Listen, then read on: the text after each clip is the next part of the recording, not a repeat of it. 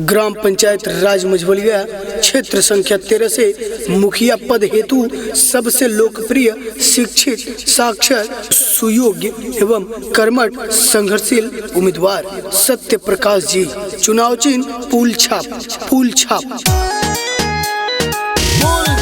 जिंदाबाद जिंदाबाद जिंदाबाद। फूल छाप जिंदाबाद जिंदाबाद जिंदाबाद। तो याद रहे, फूल छाप के निशान पर ही मुहर लगा करके और भारी से भारी मतों से विजयी बनाएं। प्रकाश भैया जिंदाबाद जिंदाबाद जिंदाबाद। प्रकाश भैया जिंदाबाद जिंदाबाद जिंदाबाद। सत्य प्रकाश जी को नहीं भूलना है, सत्य प्रकाश जी को ही भारी से भारी मत दे करके और विजयी बनाना है। गरिमा रिकॉर्डिंग स्टूडियो मुंबई। अब की चुनाव में विकास होई गाँव में, चारों ओर नहीं के नाम हो।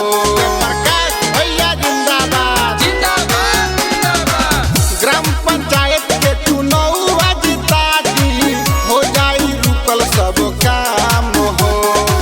गौवा मोहल्ला सब भइल बाटे हाला बाटे, इन्हीं के जय जयकार कि भैया सत्प्रकाश जी के चाचा हो जीता दो यह बार। कि भैया सत्प्रकाश जी के चाची हो जीता दो यह बार। कि भैया सत्प्रकाश जी के हर पल रहेगा एक ही प्रयास, क्षेत्र की तरक्की, ग्राम पंचायत का विकास। ग्राम पंचायत राज मझवलिया से क्षेत्र संख्या 13 मुखिया पद के प्रत्याशी।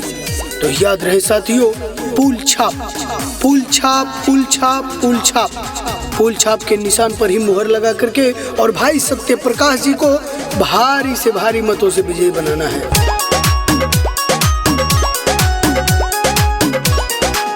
रुकल पंचायत के विकास बा, मौका राउर पास बा। भैया ओहिले चुनाव में इनकर मिशन कुछ खास बा।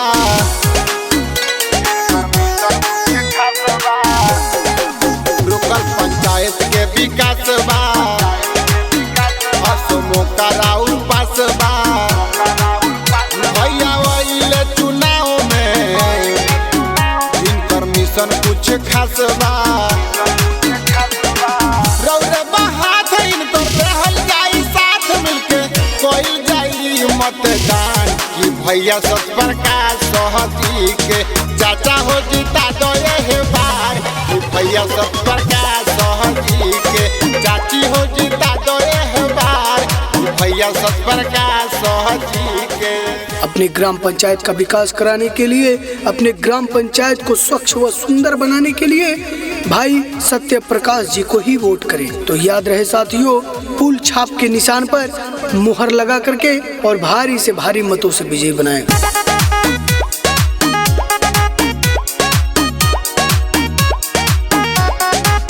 सत्य प्रकाश जी के नामवा होई आजू के बिहानवा।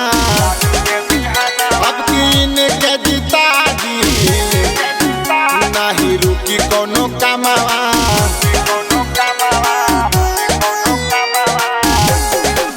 सत्य प्रकाश जी के नामवा होई आजू के बिहानवा। अब कीन के जीता दी, नहीं रुकी कोनो कामवा। कर सपोर्ट सब लोग दी है, वोट मिली जनता के अपनी प्यार। की भैया सत्प्रकाश जी के चाचा हो जीता दो यह बार। कि भैया सत्प्रकाश जी के चाची हो जीता दो यह बार। कि भैया सत्प्रकाश जी के गरिमा रिकॉर्डिंग स्टूडियो मुंबई।